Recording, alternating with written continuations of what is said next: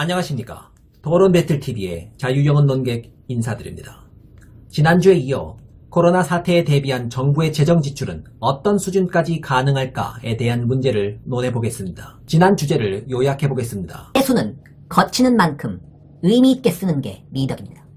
피땀 흘린 노동의 대가를 국가라는 권위를 앞세워 일정 부분 떼어갔다면 당연히 그 돈은 다시 민간을 위해 쓰여야만 해요. 그렇기에 국가는 조세징수라는 행위에 정당한 권위를 갖고 국민들은 믿고 내 돈을 그들에게 맡기는 것이죠. 결국 가장 이상적으로는 정부는 거둔 세금들을 모두 민간을 위해 요긴하게 다 써줘야 합니다. 좀 더 지출해도 아무런 문제가 없습니다. 그 점을 유념해 주시고 추가적인 추경이 있게 된다면 아낌없이 화끈하게 팍팍 쏴주시기를 부탁드립니다. 이 정도입니다. 그런데 한 가지 의문은 남습니다. 적극적인 재정정책이 문제가 되지 않는다는 요지는 잘 알겠는데 정말로 정부의 재정이라는 것이 팍팍팍 마음대로 써도 되는 화수분과 같은 것인가? 무한한 건 존재하지 않죠. 그건 직관적으로도 잘 알 수 있는 부분입니다. 그런데 그 직관에 반할 정도로 마법 같은 내용을 전달하는 이론이 있습니다.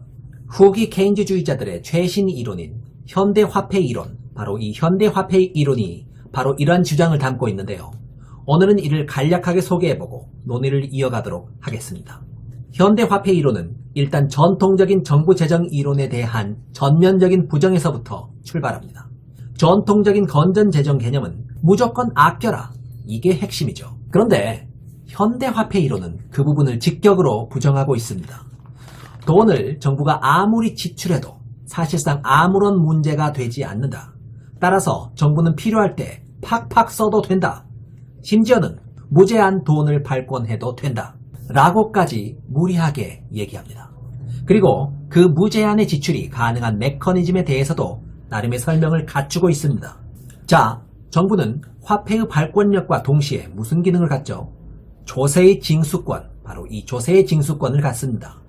그 두 가지 권한을 동시에 가졌기에 정부는 스스로의 필요에 따라 화폐 발권을 통해 정부 지출을 늘릴 수도 있고, 그로 인해서 한정된 경제계 내에 돈이 넘쳐나게 되면 조세 징수를 통해 또 줬던 돈을 다시 회수할 수도 있습니다. 한정된 경제 생태계로 많은 돈이 풀려버리면 당연히 인플레이션이 발생하는 것이 기존 경제학계의 상식이죠. 현대화폐 이론에서도 인정하고 있습니다. 과잉한 것은 가치가 떨어진다 까지는 경제계의 공리와 같은 것이죠. 그런데 현대화폐 이론에서는 정부가 조세 징수권이라는 특별한 권한을 갖고 있기에 과량의 화폐가 인플레이션을 일으키지 않도록 적당한 양을 징수하여 조절자의 역할을 하는 것이 가능한 상황입니다. 과잉이 일어났을 경우에 조절할 수 있는 메커니즘도 정부가 꽉 틀어잡고 있다는 것이죠. 여기서 핵심적인 것이 바로 조세 징수 권한입니다. 우리는 정부가 가진 조세 징수권을 그냥 단순히 정부 조직에 대한 공적 이용료 이 정도로만 생각하고 그 권리를 인정해 왔는데, 그런 단순한 게 아니고 화폐 발권이 과량되었을 때 그것의 부작용이 나타나지 않게 만드는 적극적인 조절 수단이라는 의미가 분명 동시에 존재한다는 사실.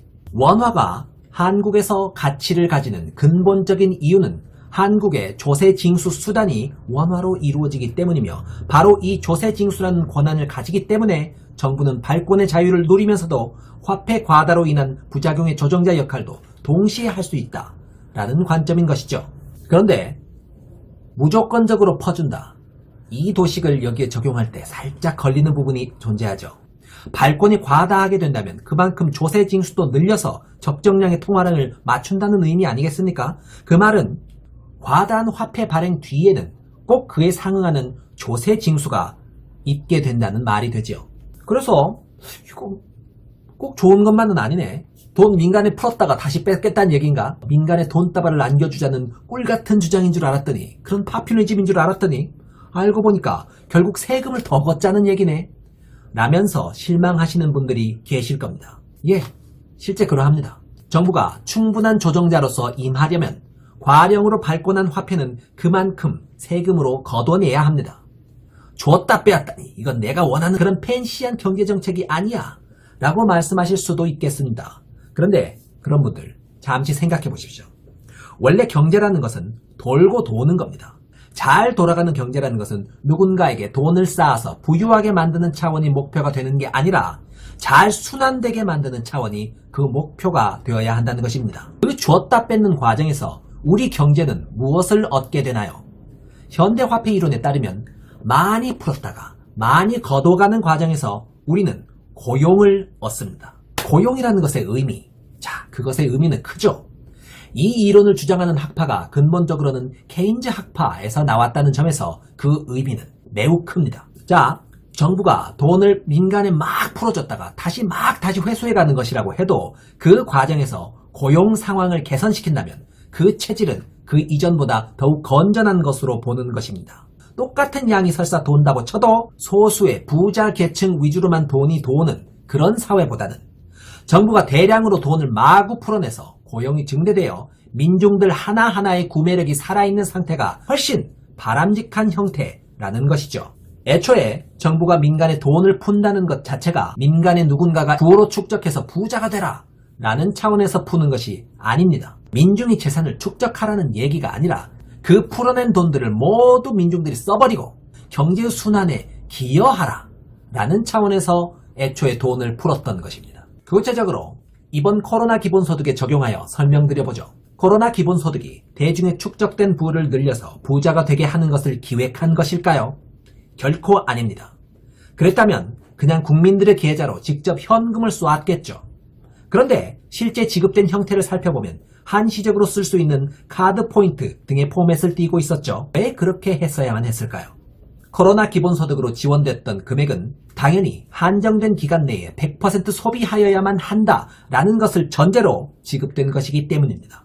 즉, 애초에 누군가의 자산으로 축적되어라 라는 의도에서 등장한 금액이 아니었단 얘기입니다. 이게 의도했던 것은 다량의 돈을 경제계 내에서 순환하게 만드는 것이었지 민중이 자산을 많이 쌓아서 부자가 되어라 라는 것이 아니었단 얘기입니다. 따라서 현대화폐 이론에 따르자면 정부는 적극적으로 재정을 지출하고 적극적으로 화폐나 국채를 발행하여 대중의 완전 고용을 의도하고 대중의 구매 능력을 유지시키며 동시에 적극적인 조세 징수를 통해 과량의 통화로 인한 핵심적인 부작용, 즉 인플레이션을 다스려서 고물가를 방지하고 민생을 유지시켜 나가야 한다. 딱 이 정도의 역할이 현대화폐 이론에서 말하는 정부의 역할입니다. 들어보시니 어떻습니까? 매우 그럴싸하지 않으십니까? 급진적인 주장이기도 하나 나름의 조절 메커니즘을 확실하게 갖춰놓은 이론이기에 허투루 볼 수는 없는 이론입니다. 그런데 뭔가 찝찝한 구석은 남습니다.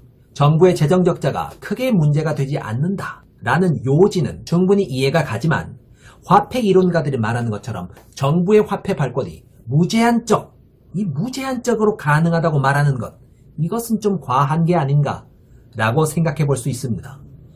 예, 저는 좀 과한 측면이 있다고도 생각합니다. 무제한적으로 찍어내도 된다? 현실 세계에서 무제한적으로 가능한 게 단 하나라도 있었던가? 그딴 건 환타지 월드에나 있는 건데. 예, 저도 그렇게 생각합니다. 무제한으로 가능한 것은 현실 세계에 없어요. 다음 시간에는 현대화폐 이론에서 말하는 대로 정부는 무제한적으로 재정 지출을 해도 된다 라는 말이 지닌 무리한 측면과 한국 경제에 이를 적용할 경우 어떤 선까지를 기준으로 삼아야 할 것인가를 중심으로 구체적으로 다뤄보도록 하겠습니다. 다음 시간에 뵙겠습니다. 감사합니다.